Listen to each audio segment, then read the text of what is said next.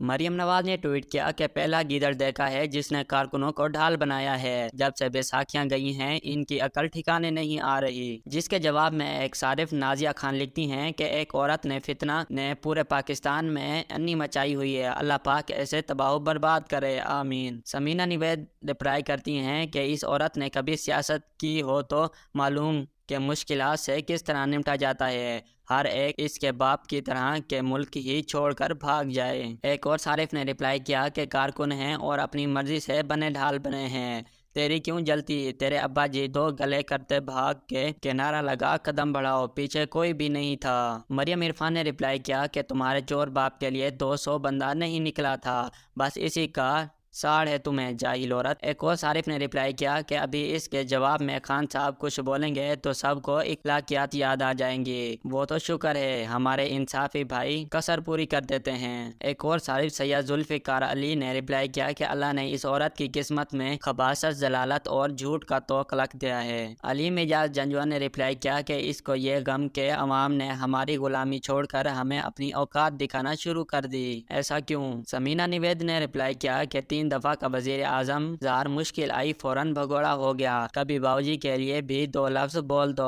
नंगी वीडियोस की माँ। डॉक्टर शाजमा ने रिप्लाई किया कि इस शेर के बारे में क्या ख्याल है जिसने जवान बेटी को ढाल बनाया हुआ है।